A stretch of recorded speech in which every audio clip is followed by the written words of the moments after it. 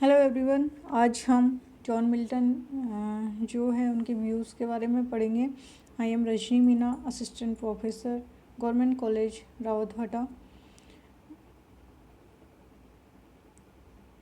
N unfinished religious manifesto, De Doctrina Christiana, probably written by Milton, lays out many of his heterodox theological views and was not discovered and published until 1823. Milton's key beliefs were idiosyncratic, not those of an identifiable group or faction, and often they go well beyond the orthodoxy of the time.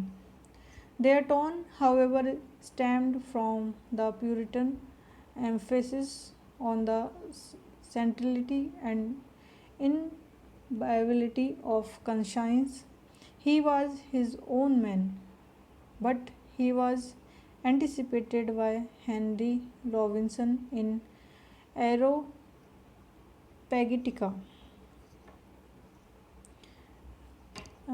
John Milton's views about philosophy.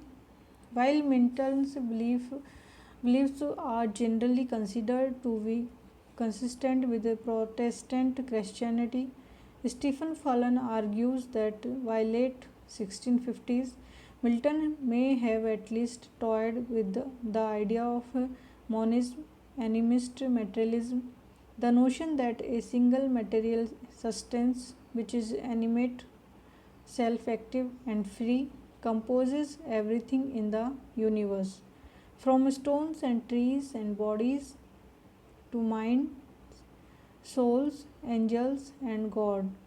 Fallon claims that Milton devised this position to avoid the mind body dualism of Plato and Descartes, as well as the machinistic determinism of Hobbes. According to Fallon, Milton's monism is most probably reflected in Paradise Lost, when he has angels eat and apparently engage in sexual intercourse, and the De Doctrina, where he denies the dual nature of man and argues for a theory of creation. His political thoughts. Milton was a passionately individual Christian humanist poet. He appears on the pages of 17th century English Puritanism, an age characterized as the world turned upside down. He is a Puritan and yet is unwilling to surrender conscience to party positions on public policy. Thus, Milton's political thought, driven by competing convictions, a reformed faith, and a humanist spirit, led to enigmatic outcomes.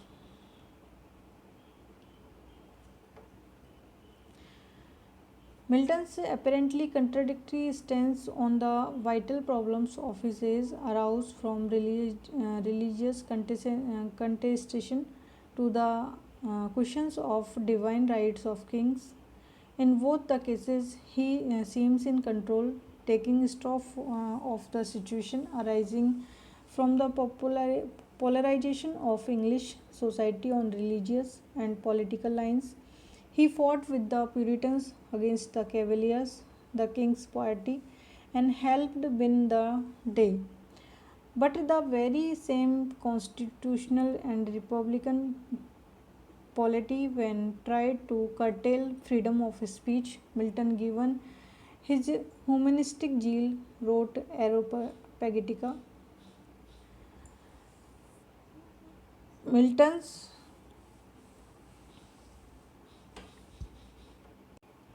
political thoughts may be best characterized according to respective periods in his life and times.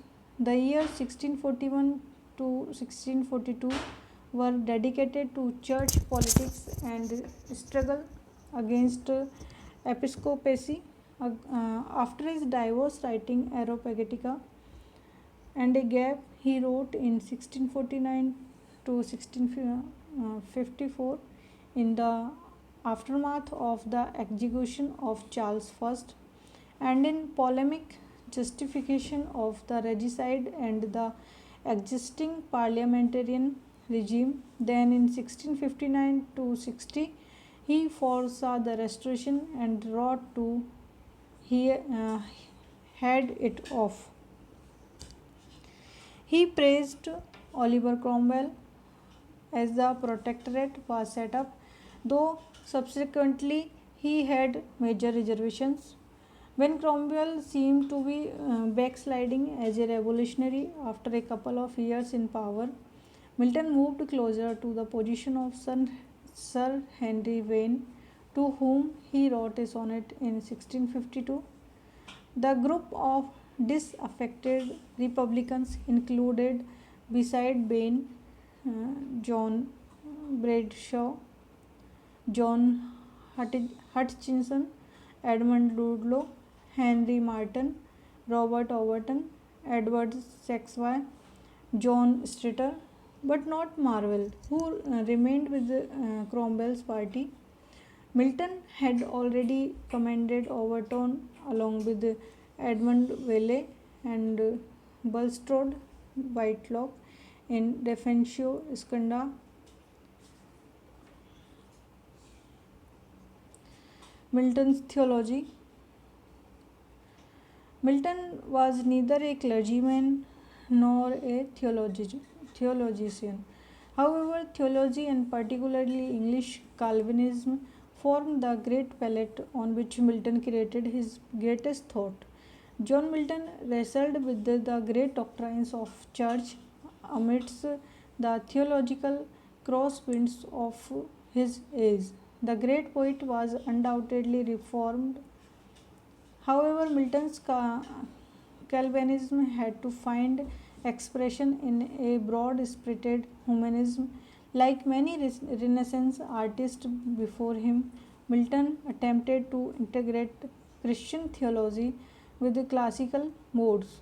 In his early poems, the poet narrator expresses a tension between vice and virtue, the latter invariably related to Protestantism in commerce. Milton may take ironic use of Caroline court mask by elevating notions of purity and virtue over the conventions of court revelry and superstitions. In his later poem, Milton's theological concerns become more explicit.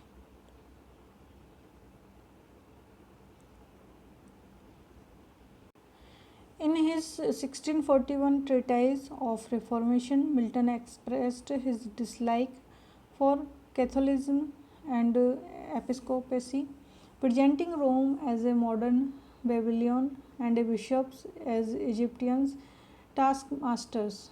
These analogies confirm to Milton's uh, puritanical preference of Old Testament imagery. He knew at least four commentaries of Genesis, those of John Calvin, Paulus Fagis, David Paris, and Andrews Revertus. The restoration of the Stuart monarchy in 1660 began a new phase in Milton's work. In Paradise Lost, Paradise Regained, Samson Agonistes, Milton mourns the end of the godly commonwealth. The Garden of Eden may allegorically reflect Milton's views of England's recent fall from grace, while Samson's blindness and captivity, mirroring Milton's own lost sight, may be a metaphor for England's blind acceptance of Charles II as king. Illustrated by Paradise Lost is mortalism, the belief that the soul lies dormant after the body dies. Despite the restoration of monarchy, Milton did not lose his personal faith.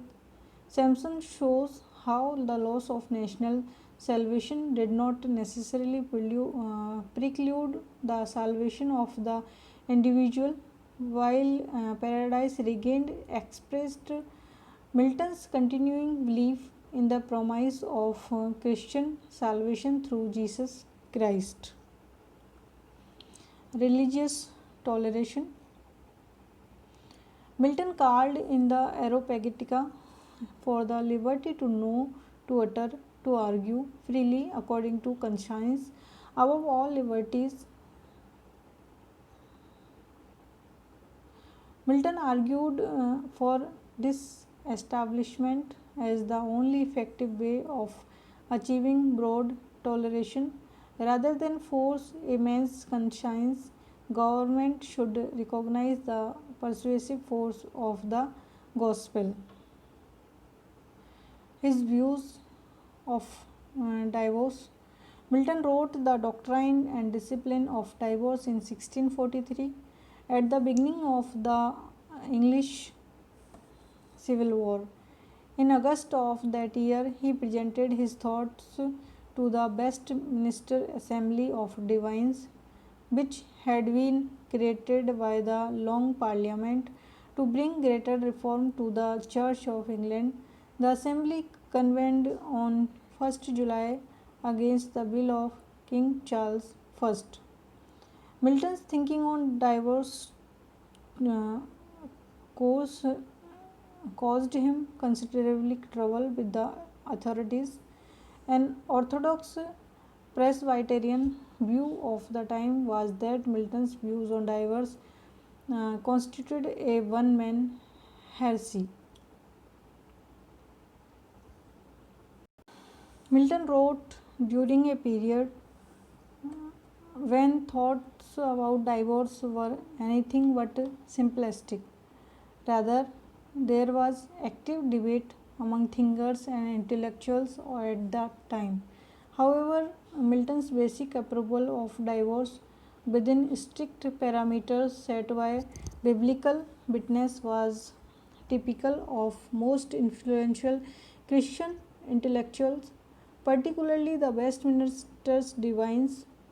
Milton addressed the assembly on the matter of divorce in August 1643, at a moment when the assembly was beginning to reform its opinion on the matter.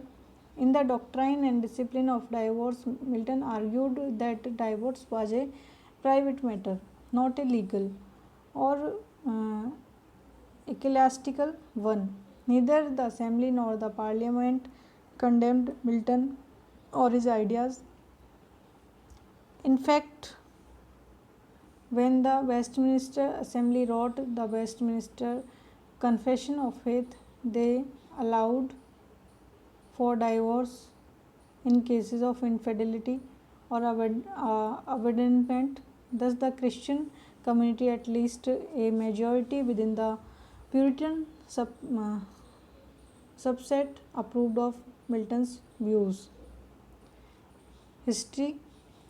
History was particularly important for the political class of period, and Lewalowski considered that Milton more illustrates a remark of Thomas Hobbes on the weight placed at the time on the classical Latin historical writers Tacitus, Livy, Sallust, and Cicero, and their republican attitudes. Milton himself wrote that worthy deeds are not often destitute of worthy relators. In Book Second of his History of Britain, essence of history mattered greatly to him. The course of human history, the immediate impact of the civil disorders, and his own traumatic personal life are all regarded by Milton as a typical of the predicament he described as the misery that has been since Adam. Thank you.